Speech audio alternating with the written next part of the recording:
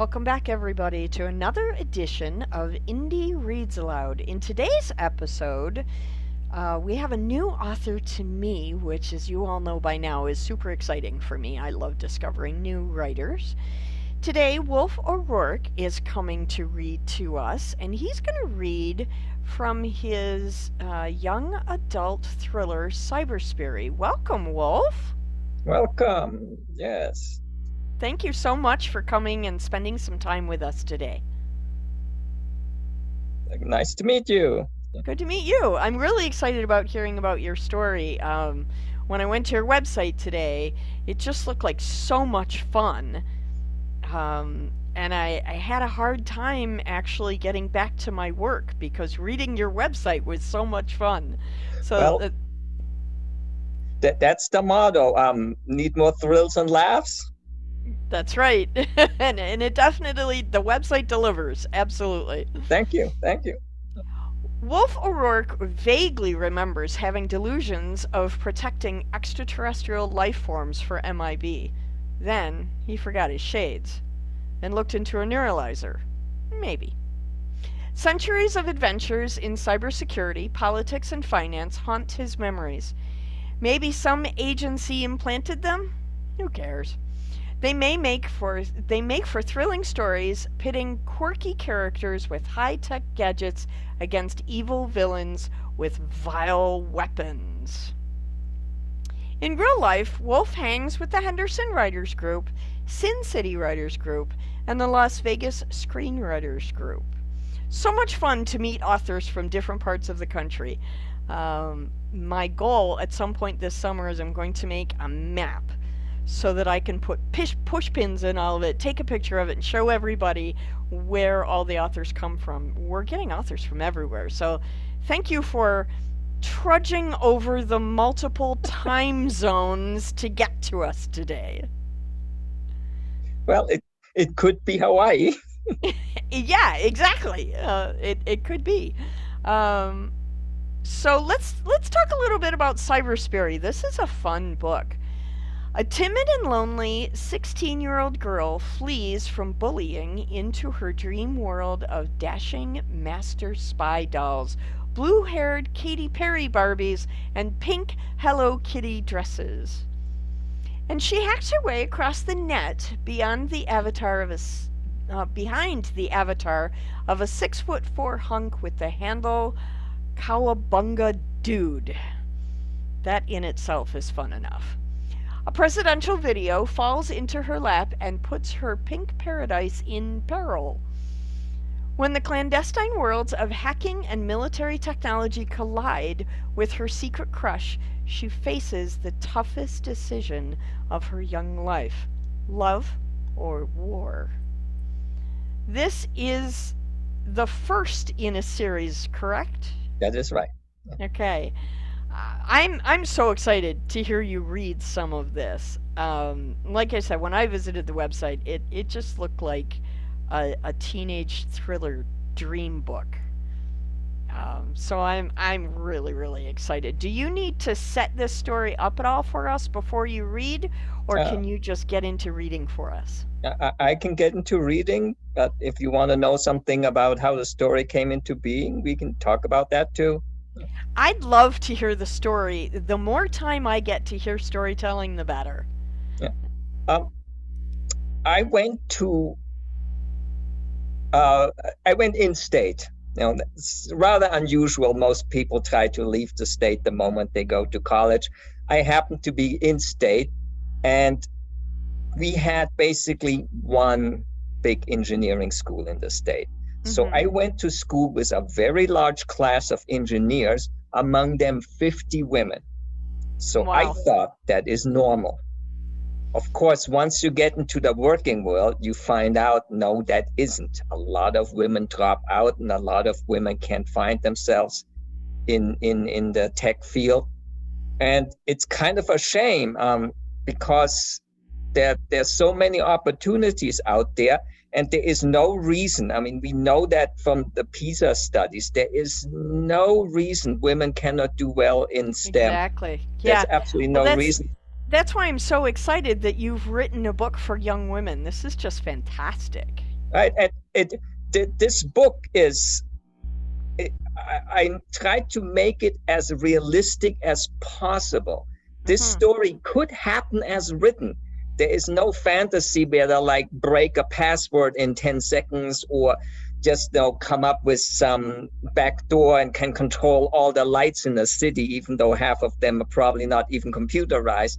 Yeah. And the whole idea was to give kids a real feel what it's like to be a programmer, to be a hacker, and just that you can do this regardless of gender. I mean, she's 5'1", loves pink, plays with Barbie dolls. She's still like that. Right.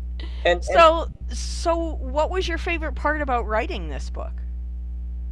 it's basically trying to bring a character to life that a lot of people, particularly men, don't think exists, and they do. I went to school with women like that. I know Yeah. they exist. This is all just a prejudice, and it's in the book that her mom runs her own high-tech company, and so basically she used the computer as babysitter. And if you get introduced as a kid, when nobody tells you, no, you're supposed to be bad at computers, no, you're not good at math. No, Right. a 3 or 5-year-old doesn't understand that concept. I know Yeah, they don't understand the concept of don't can't. yeah, Right? Yeah. I know a couple, they are both PhDs, they have a boy and a girl, and they both of them run circles around them on the computers. They say, when Right. they were small, they introduced them to the computer at like 5. They would try to hide the games so they didn't spend so much time on the games, and the kids would always find them. They were better at the computer than mom and dad. It doesn't Yeah. matter that one was a Yeah. girl. That is the whole point. If you go in without the prejudice, you can do this. Anybody can do this. Absolutely. I agree. And that's why I'm so happy that you've written this book. I would love to hear you read the first 2 chapters if you would, sir. Go, no problem. All right. The microphone is yours. I invite you to read aloud. Okay. CiberSpiracy, Chapter 1, Pink Paradise. Hacking computers can end your life permanently. So can stupid crushes.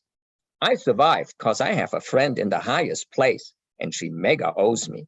Besides living through it, I know all the details from the top secret Phoebe report, classified by Federal Executive Order 13927. The girls and boys from the Federal Bureau interviewed everyone who knew anything.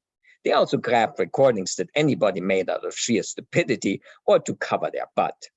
I know the truth, the whole truth, and nothing but the truth. So if you want to hear the story, raise your right hand, cross your heart, and hope to die. It all began on a dark and warm, in my room, October day. I rarely go outside. I love my room. It's safe, the way hacker girls like it. At least I think so. I don't know many hacker girls. Actually, none besides me. More precisely, I met none in real life. Online, girly profile pics, avatars, or handles prove nothing but can earn mega mean comments. Many hacker boys look down or despise us. Girls can't hack or code, so they say. Don't get me wrong. I have many hacker friends, and we get along just fine. None have been to my room, Natch. Being guys, they'd probably find it weird and girlish. Others have don't enter signs taped to their doors, but I'm not a kid anymore.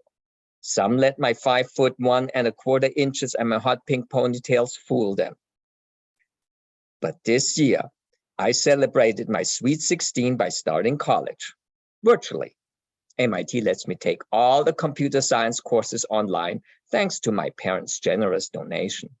My family can afford it. In Virginia, the Ellertons go back forever, like Jamestown forever. Don't get me started. Yes, the settlers began to leave, but the supply fleet arrived just in time.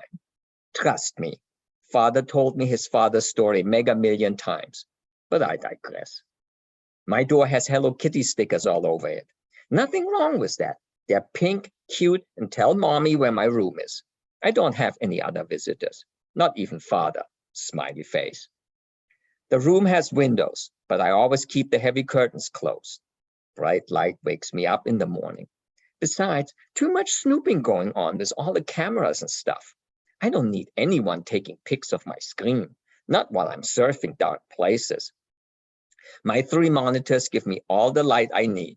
Mommy bought me a prototype laptop with fold-out panels so I can have the class notes, assignments, and an editor up at the same time.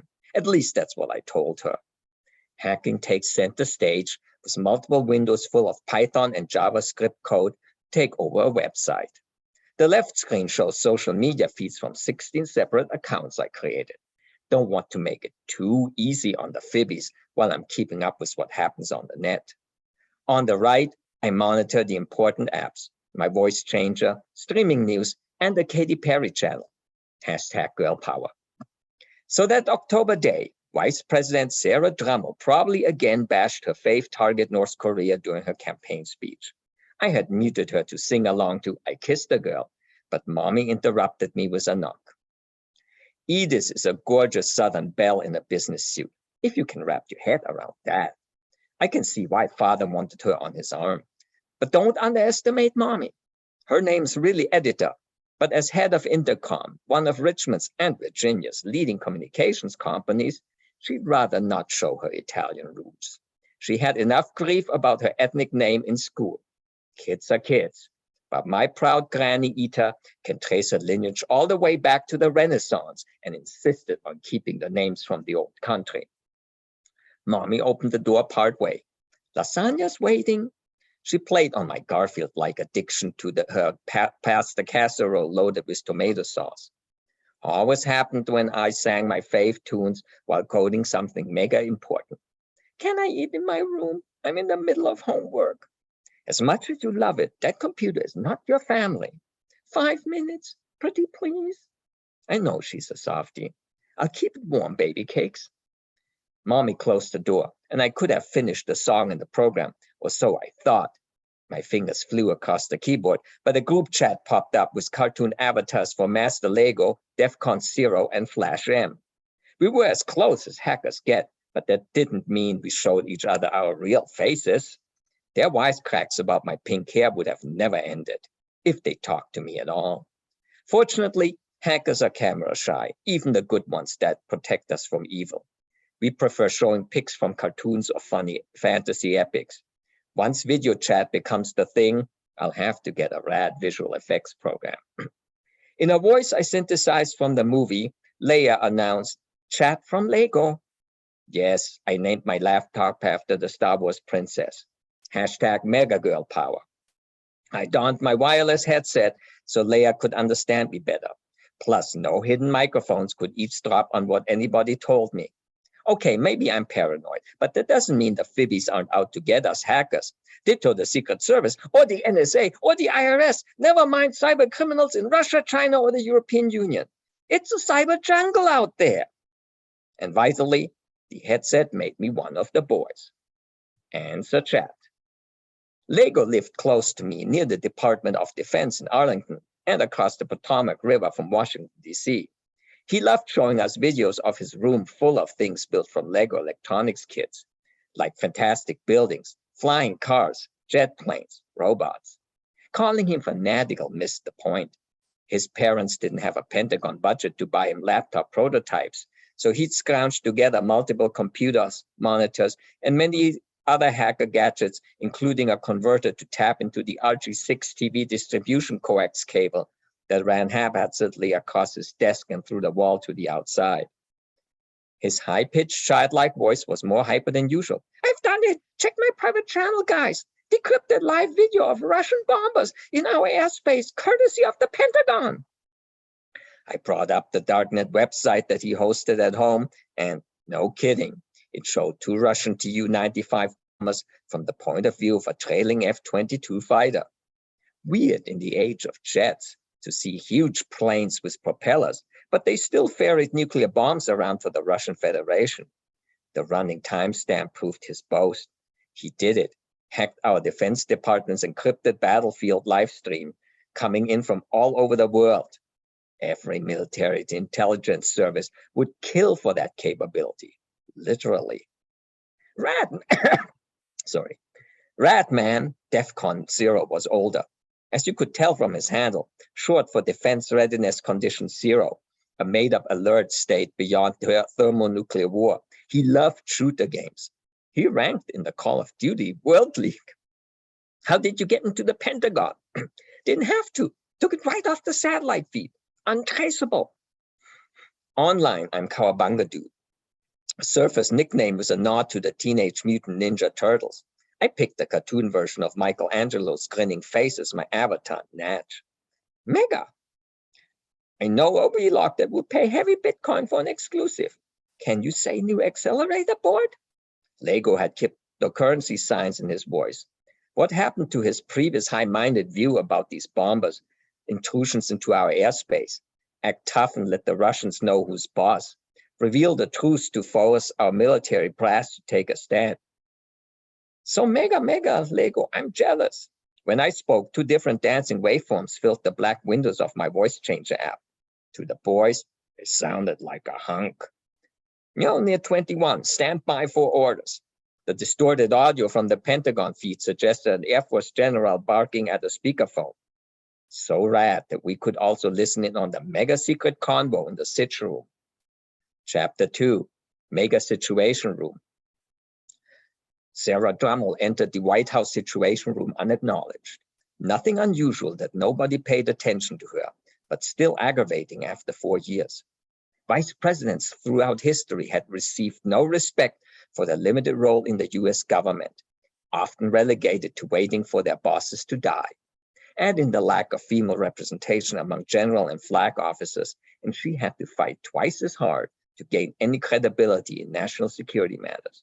Only since she had to shoulder the burden of a presidential candidate had she even received briefings, almost exclusively from male analysts.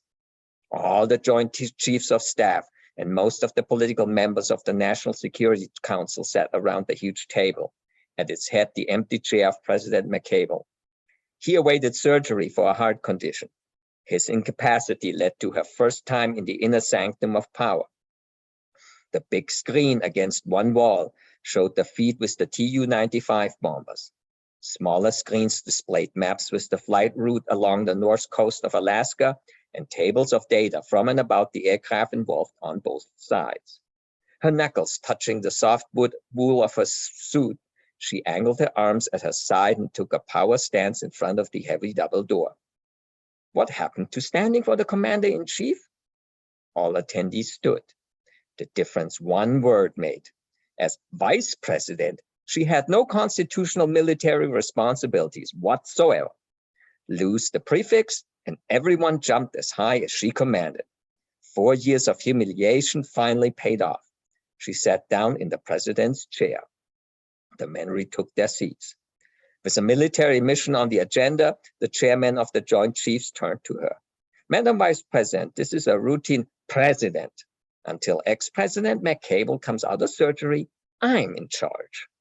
What a delight for her to correct the past injustices. Yes, Madam President. Continue. This is another routine incursion by Russian bombers. The fighters will escort them out of our airspace. Drummel tapped her fingers. Everybody knew McCable had picked her to garner the women's vote. She delivered, and since then had spent more time twiddling thumbs than most of her predecessors. Common gossip in Washington. The president's failing health saved her from continuing to wait idly in the Eisenhower Executive Office building, on the periphery of the real seat of power. A show of strong and confident leadership would convince the men in the room that she belonged here forever. How many years? How many this year? Dozens. It's routine. They merely want to provoke her. How many engines does that thing need to fly? Pardon?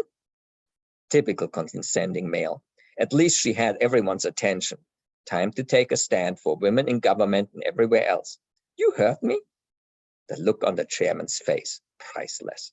Shown up by a female commander-in-chief, he beat a retreat back to his old boys network and looked to the Chief of Staff, U.S. Air Force, for an answer. The graying man in a dark blue dress uniform stared down and played with his brass buttons. A bear bomber can stay airborne with 2 engines, but shoot out one. Her opportunity to show her military mettle honed through watching hours and hours of war movies in her office. The top actresses would claw each other's eyes out to play the leading lady when Hollywood filmed the biopic of one Sarah June Drummel. The chairman objected. Madam President, there's a high risk. She knew why she had strenuously opposed the appointment of that coward as principal military advisor to the president. But McCable ignored her. Tragic for her, that word of her disapproval had leaked. Soon it would no longer matter that the chairman held a grudge. She made sure he got the message.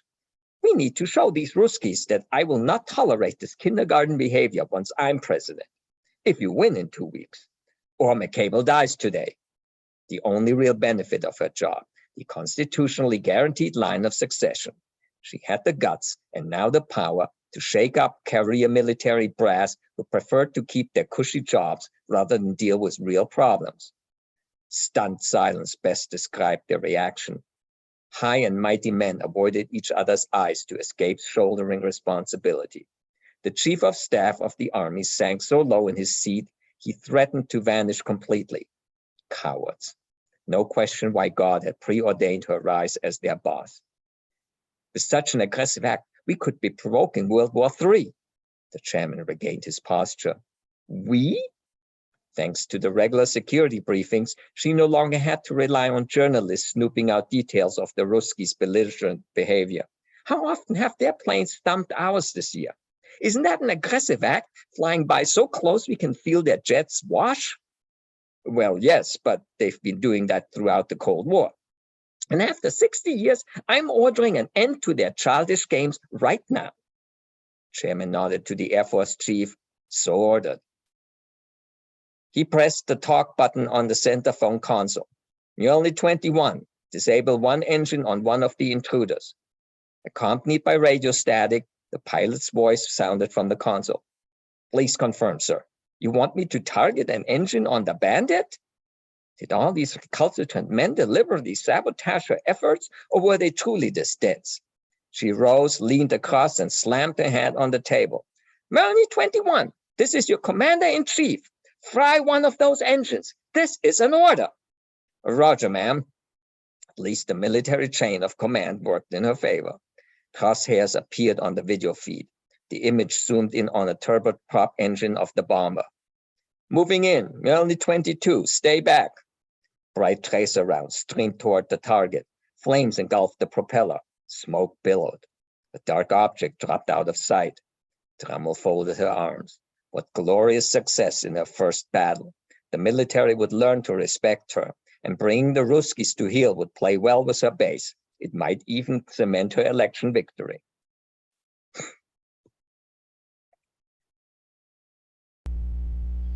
Thank you very much. Sorry, I lost the space. Okay. Is that a good place to stop?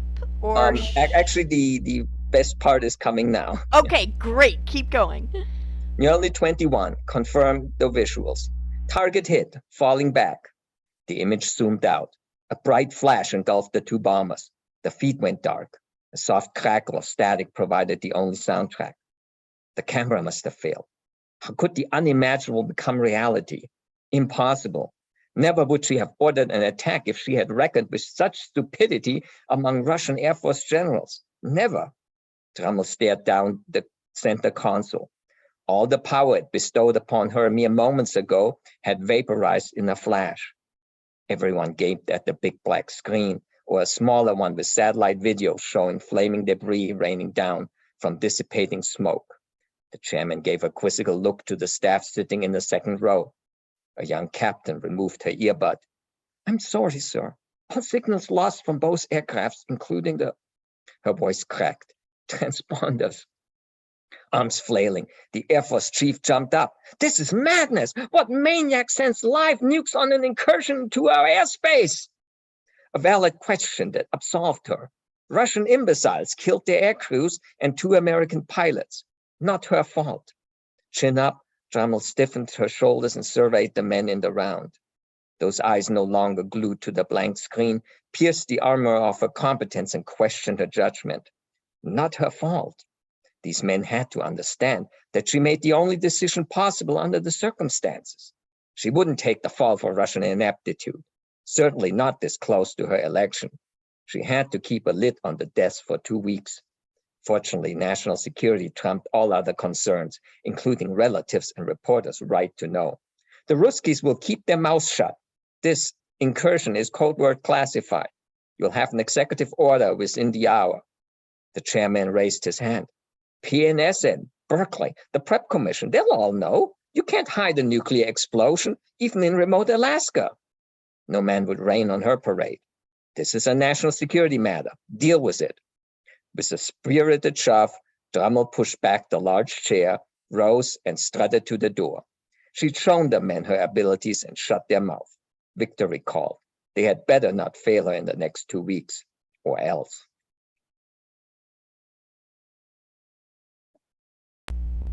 Thank you. Wow, you're right. The tension at the end of that chapter is extraordinary. Thank you. I am looking forward to reading this book. As you were reading, I added it to my TBR pile, so thank you very much for that. I appreciate you coming on, and I hope that you'll come back onto the program and read aloud for us again. I sure can. CyberFurry, the sequel, will be out this year. Excellent. Thank you so much for your time, Wolf. Have an awesome evening. Thank you.